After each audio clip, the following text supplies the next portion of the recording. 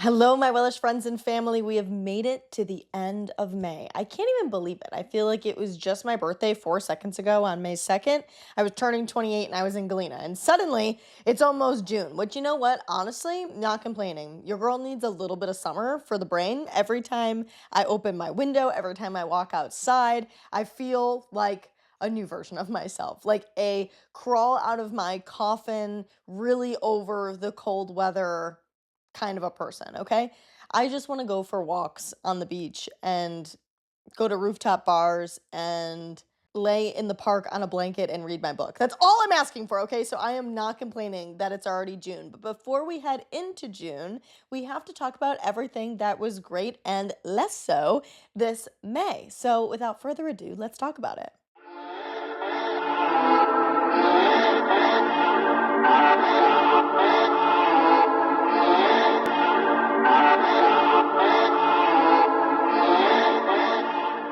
Every month, I cover the same 5 topics that cover the variety of my life. So, first, I have gym and health, then, I have lifestyle and mindset, I have beauty, I have dating, and I have my career. I got all of these topics from my vision board that I made at the beginning of the year. So, just kind of keeping up with it as we go. I am going to start with gym and health, and I'm going to first tell you my hates from this month and then tell you my favorites before we move into the next topic. So, my hates this month with my gym and my health. Let me tell you, I am really over LA Fitness. I am wildly over that gym. It's just ugly in there. The colors are ugly, and that sounds so superficial and stupid, but it really does make a difference in wanting to go to the gym and be in that space. There's something about having a good environment that really is going to drive your motivation to go there or not. And that gym is not. And let me tell you one of the reasons why. When it happened when I was there, I immediately wrote it on my list, like towards the beginning, middle of the month, because I knew I was going to want to say it to you guys. It's when there is no service in the gym. How am I about to go to the gym and there's no service? How am I about to go to the gym and I pull up Spotify and nothing loads? How am I about to go to the gym and I can pull up YouTube and I cannot listen to one goddamn thing? What am I supposed to do while I'm there? Which honestly leads me into my second hate, and that's when I forget my goddamn headphones for the gym. Now, there was a version of me that existed that if she forgot her headphones for the gym, she would leave the gym because the social anxiety was too extreme that I could not be in the gym without my headphones. It just makes me feel safer to have them in. I've now surpassed that. I don't need the headphones to feel comfortable in the gym and to feel like I belong there, which God bless. But when I'm perusing through my workout, both when there's no goddamn service in the gym, what is that?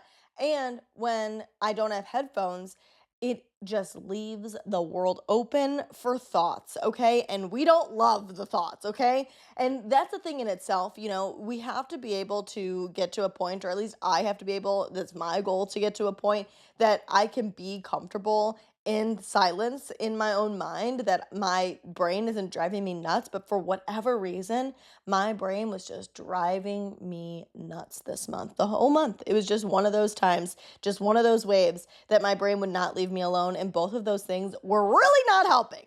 My favorites, though, I've got a couple things. I've changed up how I'm eating. I'm always on the search for being able to eat healthy. I struggle with it, okay? I am somebody that isn't an overeater, I'm an undereater. And it really doesn't make sense because I continue to gain weight, which is really aggravating. But that's because when I am eating, I'm probably eating out or eating for fun. So my body just sucks onto all of those fats and stores them to hold them like my body's in hibernation mode, because then I don't eat throughout my day. I just prioritize other things over eating, which is actually something I'm talking about in therapy, like because it's just like really annoying. It's annoying that I constantly am thinking about it, but constantly cannot make that change. But this new meal plan that I've been doing has been one of the easiest ones. And maybe that's the problem in itself, is that I say like meal plan. Okay, I'm not going to go on a rampage, okay? Because I could ruminate on this forever about what I'm doing wrong and what I'm doing right. I can't figure it out yet, so don't turn to me for that. But this is really helping and I like it a lot, and so I wanted to share it with you. Essentially, I saw this ripped ass dude on TikTok, which, first of all, maybe this is the problem, that this is where I'm getting my advice, but I listened to him talk about how he gets his protein in and how he gets his carbs in. and he doesn't eat like rice and pasta and all of those kind of carbs. He gets his carbs from fruits and vegetables. So being able to, I'm eating eggs in the morning with Greek yogurt, some honey, and a banana. I'm eating a can of tuna for lunch, which I know is controversial, but I like tuna, so that works for me, and some vegetables. For dinner, I've been making myself burger bowls. So, half a pound of ground beef and literally everything that you would put into a burger and some vegetables. And then throughout the day, eating apples, eating bananas. I've been eating kiwi, which has been my absolute favorite thing in the whole world. Like eating just a little kiwi, maybe I eat two of them. It's such a treat. I normally eat them at the end of the day. Apparently, there's something to do with like being good for your sleep or something like that. I don't know. If you're interested, look that up because I have no idea the information behind it. But I just really like it. It's been like enjoyable to work with. And while I'm not doing it perfectly every single day flawlessly, I still am screwing up a little bit and not prioritizing eating all of the time. It makes it more enjoyable to eat. And that's the one thing that I've never had is like actually enjoying what I'm eating. So I think we're getting somewhere. I don't know. I like it a little bit. The other problem that I have is drinking water. I have been a dehydrated ass person my entire existence, okay? But I started drinking water again. I kind of went on I'm gonna follow 75 hard as like a loose structure. I wasn't doing 75 hard, but when I had done it, that was like the best I ever felt in my life. So I did feel that at the end of it, I totally rebelled. Like it wasn't sustainable. So I wanted to create a structure that was a little bit more sustainable by like following those habits. So I was trying to drink a gallon of water in a day and I was able to do it for a couple weeks. I haven't done it this week. So, like things aren't perfect yet again, but I love my water bottle because it's made it a lot easier. One of my biggest barriers when it comes to drinking water is the force that it takes me to like get up and take care of myself. And I was again asking my therapist about that. Like, is that normal? That it feels like work, it feels like effort to get myself to get up to eat or to get up to drink water. Like that it's not something that just I naturally flow through and do. And essentially, it came down to the fact that it is like that for some people,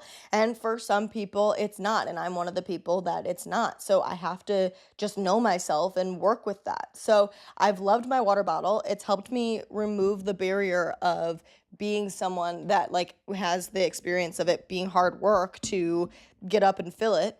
It's 42 ounces maybe. I have to fill three of these and I can get to a gallon. But even if I just drink one of them, that's been my goal too, is like just making sure that I'm drinking something makes me feel like, better than not doing it at all.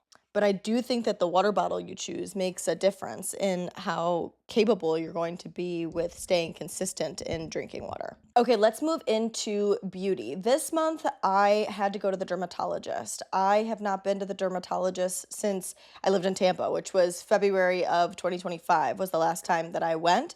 I ran out of spironolactone, which is the acne medication that I take. It's like an old people blood thinner, is how it was explained to me. It was told to me by my OBGYN to recommend trying that. It's not as intense as like Accutane, but it definitely helped with my hormonal acne. And I want to like spread that to the world in every capacity because I was always so upset about the acne on my face, the acne on my body, and it just always made me feel so insecure. I couldn't wear the things that I wanted to wear. I couldn't do the things that I wanted to do because I had the acne on my back or on my chest or on my face. And God, if there's just nothing worse when we're already dealing with other things to add our skin being fucking dicks to us on top of it. So I was able to go to the dermatologist and get prescribed this spironolactone, and it really made all of the difference in the entire world. I had no acne anymore. It was great. But then a year later, I ran out of refills. And as any neurodivergent person does, they put off getting the refills. They put off fixing it. So I kept putting off going to the dermatologist, thinking that if I washed my face enough, if I washed my body enough with the right stuff, that I would be okay and I would be able to maintain it. That's not what happened. Acne is a skin disease, so, no matter what I do, it's not going to help it. I even went to a dermatologist one time that told me before I went to this one that told me that I just needed to eat better and drink better, like drink water, and that I would be better. And like, sure, that's like kind of true. But again, acne is a disorder with your skin, disease disorder. I don't know what it is, but it's something actually wrong with your skin. Like, that's not enough to fix it if you have that issue. So, actually, getting on medication has been like the best thing in the entire world for my mental well being. It just makes me feel dirty when I'm covered in acne. I don't like it. So, even though I know I feel like this, I try to put the effort into not having to worry about taking it anymore, and I put off going to the dermatologist. Really, I was convincing myself that I was trying to get off of it and just take care of it myself as a means of like putting off going to the doctor and like actually putting an effort into taking care of myself and doing that. So I lose control essentially, and I have to make a dermatologist appointment. My dermatologist that I go to has their own pharmacy in there, but of course they don't have my medication when I go, so they have to send it to a third party. So I send it to the CVS that's literally right across the street from my house. Bada bing, bada boom, perfect. I can walk across the street. That's so easy. I can get it all the time. That's literally no big deal at all. Well, of course, CVS doesn't take Blue Cross Blue Shield insurance. So we've now run into an issue and I have to transfer to a Walgreens. Walgreens is not near my house. It's near my mom's house, so I could schedule it to go out there, but I don't always go to my mom's house. So, like, I just was worried about putting it over there again or having to go so far to get my prescription. It would only be once a month, but still, I didn't want to have to worry about it. So instead, I decided to bring it to the Walgreens that's right across the street from my work that I go to every Tuesday and Thursday. Seemed like a more feasible option. This was 3 weeks ago now that I went to the dermatologist, and I still have not gotten my medicine. I should have it by Tuesday because they said they were going to fill it today on Friday, but I won't be back at the office again until Tuesday. And it's just been a whole debacle getting it transferred, them saying that they could do it, and I didn't have my insurance card. And so then when I bring my insurance card, all they did was look at it and go, "Oh yeah, we didn't cover Blue Cross Blue Shield," instead of just telling me that right up front, asking what insurance I had, because that's why it wasn't being covered the first time that I went. It's just been a whole entire nightmare. And I really think that it has contributed to my mental rut that I've really been experiencing all of May. Just not feeling good, literally inside of my own skin. However, one thing that I do absolutely love that's on my favorites list is the Panaxle Acne Banishing Body Spray. This is magic in a bottle. Like, let me tell you right now. First of all, if you don't know the Panaxle brand, this is what I use for my face wash. It was recommended to me by my dermatologist. I've used it for over a year at this point.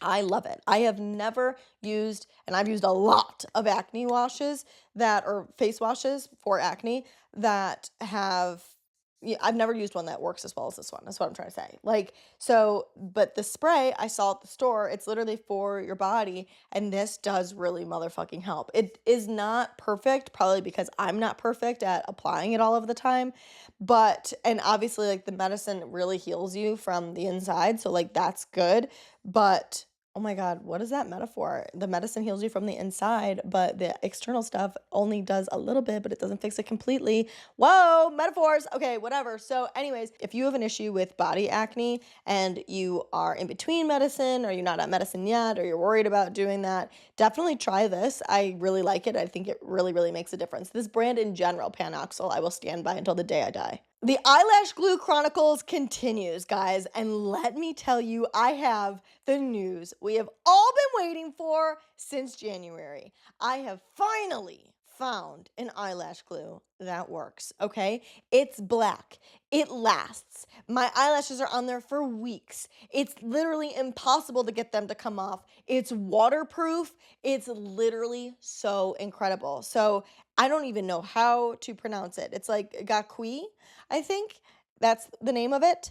I will link it. I'll show you. I'll put up a picture of it so you probably could see it right this moment. But it's so good. It's got the bond and seal. So, but it's black, which really makes a big difference because I hated the white that it was before. It just looked flaky and it looked like you had like eye crust on your face all the time, which was not ideal, obviously. especially when my boyfriend would sleep over and we'd wake up in the morning and I'd have like an eyelash over here and it would all be white and I'd be like, hello, good morning. Yeah, not cute.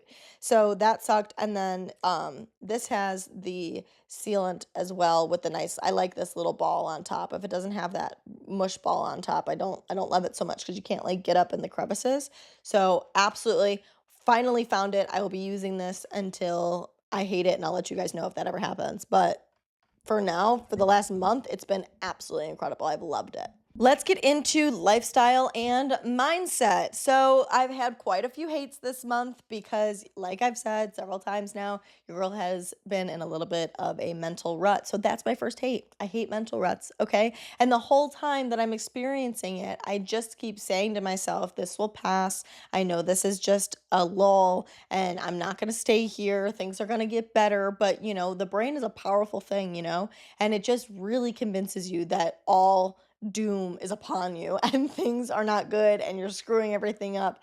And it just doesn't feel good. And that really leads me into the second thing that I really hated this month with my mindset is that I really had the fear this month that I am the common denominator in all of my issues. And even saying that to you right now, I feel that fear because I say it and I want to say, because that makes sense, right? Like I probably am. You probably think I am now that I just said that to you because it would make sense that every issue in my life, what's the common denominator? It's me. And as somebody that's constantly trying to do her best and is constantly working to heal and is constantly to a unfortunately toxic level probably trying to fix herself, I feel insane about that. Like that there could really be more that I need to do when really the answer as I'm talking about this is just to stop white knuckling and let go. And it's not about fixing myself. It's just about being kind to myself and having self-compassion and being able to be human and be kind to myself through my mistakes and know that I'm not going to get everything perfect and know that that doesn't make me a bad person or any less worthy. But when I'm having a mental health rut about my entire life and who I am. And then on top of it, having these thoughts of like maybe the reason that I'm struggling is me and not an external thing that I can pinpoint. Like if I just go to the gym or if I stop being socially awkward or if I get a new job or if I try harder at whatever that I would be better. Now I've come to the realization that the common denominator could be me and constantly working on me and still not feeling like I feel good. That's scary, because it just feels like, God, is this just like what's wrong with me? Like what am I doing wrong? And where that ends up leading me is I hate that I put on this list because I don't like that this is a thing, but I do like it because it makes me feel better. So let's put it in the middle of hates and favorites. And that's the idea that the parts of me that are unlikable and the parts of me that screw up and the parts of me that I want to improve upon are also a part of me too. And I put it in the hates because I don't love that. Like I want to be this like happy, put together, peaceful, feel good all of the time version of myself because who the fuck doesn't? And it's hard for me to accept that the pieces of me that are not so great and rainbow sunshine feel good are also a part of who I am. I don't want that to be a part of who I am. I want to be all rainbow sunshine, So like I just that is aggravating, but I kind of want to shift it into favorites a little bit, have our toes dipped in both because it makes me feel good that that also makes up who I am and that means that those things about me are okay and that I don't need to relentlessly try to fix myself in order to make it better, that I can just live from a place of surrender and acceptance and know that I'm doing my best every day. And even if that's not picturesque, that I still am a good person and I'm still worthy. So, moving into my favorite mindsets that I had this month, I originally had on my hates list that I hate when the train doesn't operate because of the lifestyle of it all. Like, I had so many horror stories this month with the train not operating and me not being able to get home quickly and commute back home from work. And, like, that's the thing, too. Of course, it couldn't be on the way to work when I could tell my boss, sorry, train is stuck. No, it's got to be on the way home from work when I just want to go home and lay in my bed and relax.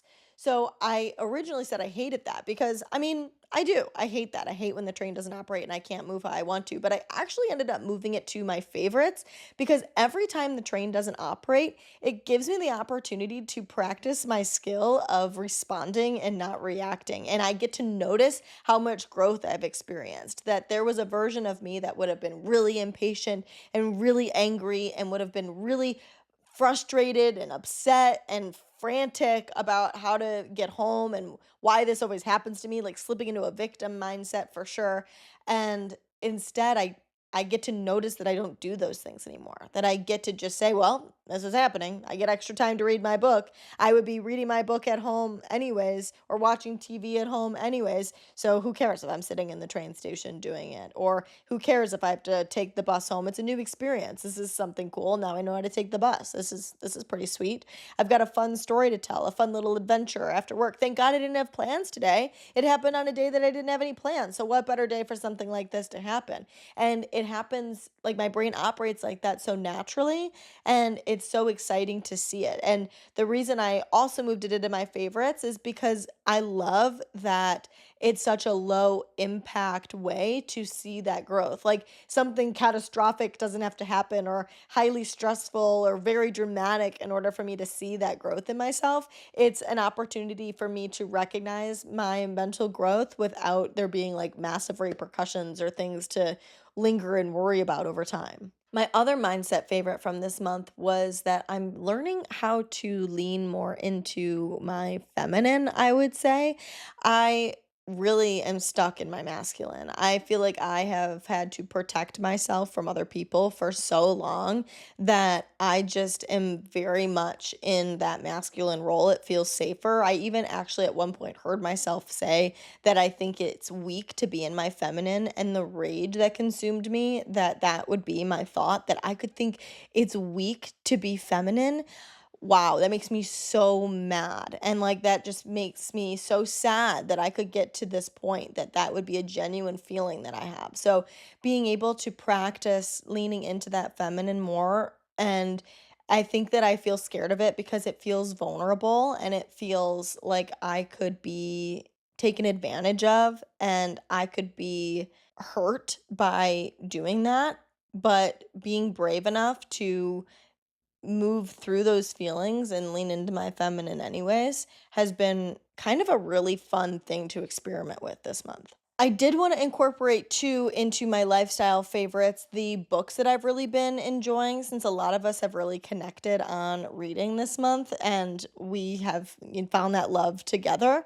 So, first, I'm going to tell you my favorite fun book that I've been reading this month. This is Butcher and Blackbird. I have not finished it yet, but I am very close to done. I love it. If you're into smut books, this is really a good one. I love a slow burn too, which like they just had sex for the first time and like that's where I'm at. So that's super exciting. It's also like over like several years of them getting to know each other. I love a slow burn. It's just so good. It's two serial killers that fall in love. So super fun to listen to. I'm also reading right now in this very moment that it says it's a trilogy. Hello? I didn't know that. So now there's more books to read. Now I'm super excited. This is exactly what I'm gonna be doing when I stop talking to you guys. So the self-improvement books that I've really been loving have been How to Know a Person, The Art of Seeing Others Deeply and Being Deeply Seen by David Brooks. This book is so interesting. It is so good and it really makes you think about how you have showed up in the world thus far and that you are not as good as you think you are, and how conversation is such a skill to be learned and that it's not something that just comes naturally to you. So, as a person that's very empathetic and feels like she does her best to support and see people, there's things that I realize I have not been doing as good as I can. And so I'm excited really to get to the end of this and, kind of hone in on that skill more. The other book from this month that I really loved was The Eight Rules of Love. And I know you guys really enjoyed this too when I read a passage on my Instagram about it. Now, I wouldn't put this book in my favorites of all time, but it did have some really interesting think pieces in it and just to some interesting ways to like go about your relationships with yourself, with other people, and of course, romantically.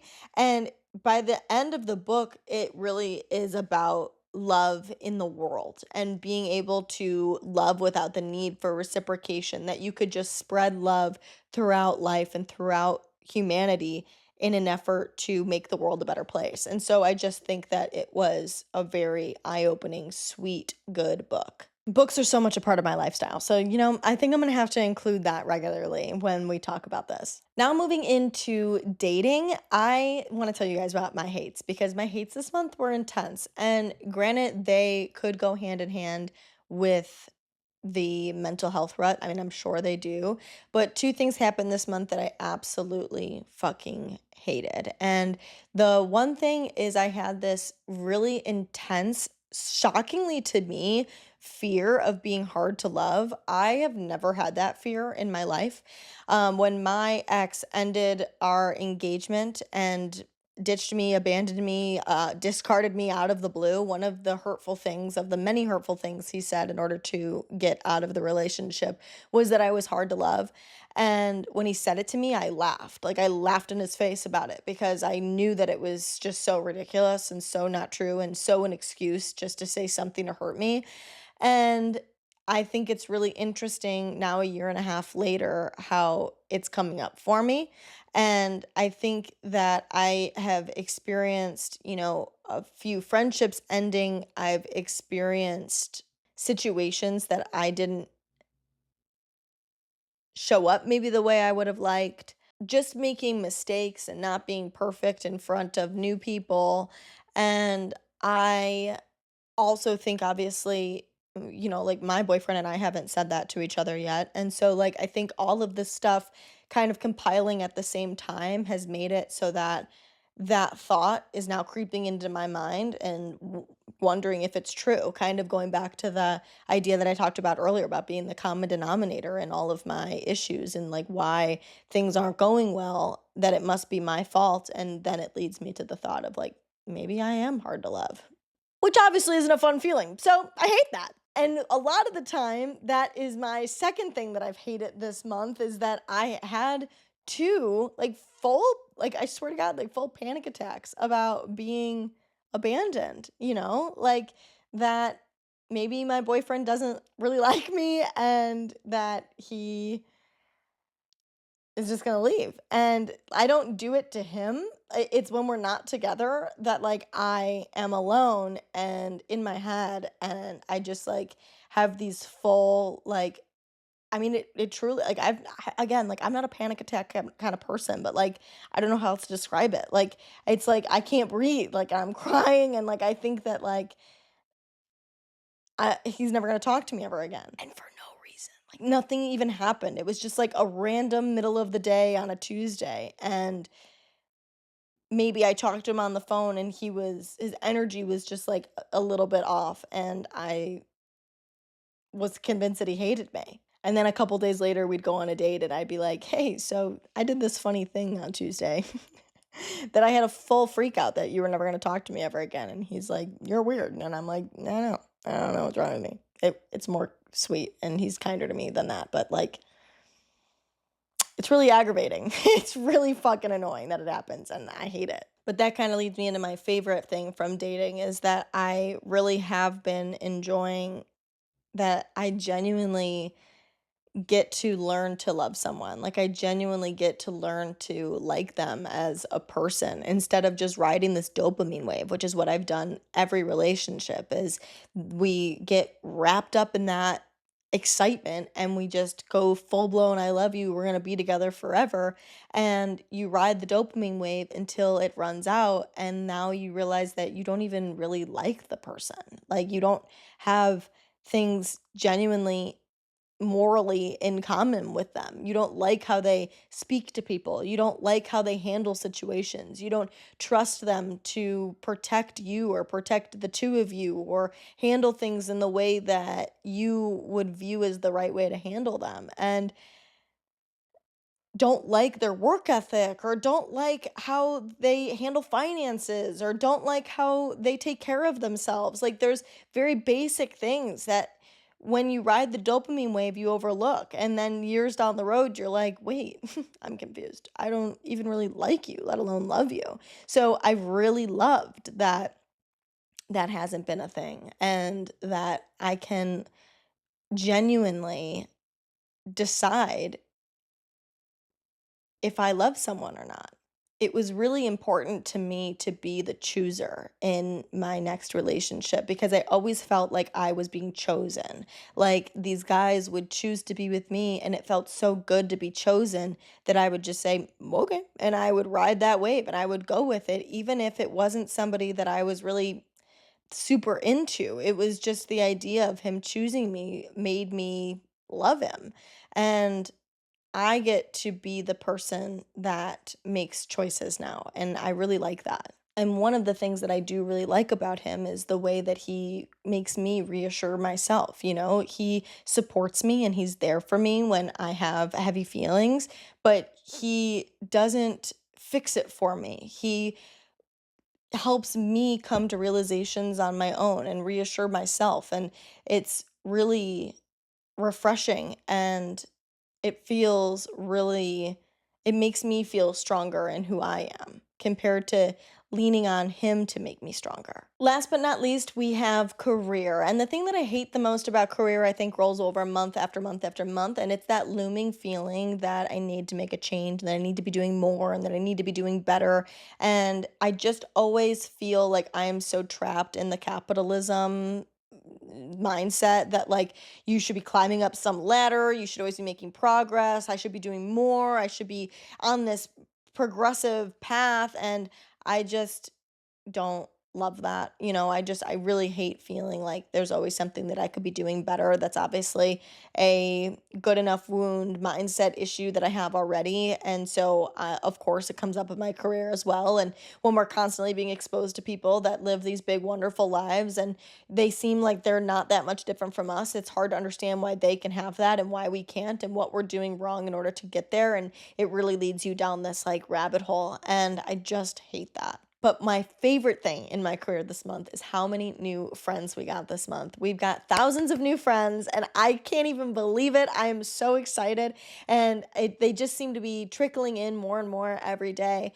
And it's just, I'm so glad that we were able to find each other and that we can live a little bit more wellishly together. With the new friends, I did start a book club on my Instagram that I send in every day all of my annotations from the 10 pages of the self improvement reading that I do every day, just kind of giving insight into it, creating polls about it, just think pieces that will help you um, understand the book a little bit more if you choose to read it alongside, or if you don't want to read it, you just want to get the pointers from it, the wellish things that resonated with me that I can then pass on to you. This month, we are reading How to Know a Person, the book that I talked about earlier. I say this month, but it's not really a timeline situation because we read 10 pages a day, and that's obviously going to change book to book how long that takes. So yeah, we're just, kind of cruising along with it. And obviously, I update every day. So anytime we do update a new book, I will throw that in the chat and pin the link to the top of the chat so it's easy to find. But that's been like my favorite. It's so fun to be able to have that and interact with you guys in that way. I fucking love book club too. Like it's just so fun to be able to yap about a book and connect with people and read together. I love it. And through the new friends, it's given me more purpose to do what I'm doing here. And I just feel so much less afraid to put myself out there because of it, because so many of you do resonate with it. And it just really continues to drive me forward. I have spent over 4 years putting content out without receiving much in return. And it's kind of hard to do that, you know? I always say that if I only help one person, even if that one person is myself, that it's worth it. And every piece of content I put out there is genuine to me and genuinely does help me. And it's nice to feel a little less alone and know that, there's more of us out there that feel the same way and resonate with it. Okay, that is it for this month of May. I am focusing on relationships and boundaries come June. So you're not going to want to miss that. I am terrified to talk about relationships. Okay. However, I do think your girl has a lot of insight to give with the horror things that I have experienced, and I'm excited to talk to you about those things. Monday, we are talking about how you do not need more chemistry, you need more safety. So, super exciting topic. I'm very passionate about that. So, make sure to tune in on Monday to listen there. I also have an interview for you come Wednesday that you're not going to want to miss. So, that's about it. I love you endlessly. I hope you have an incredible, safe, aligned weekend, and I will talk to you on Monday. Bye.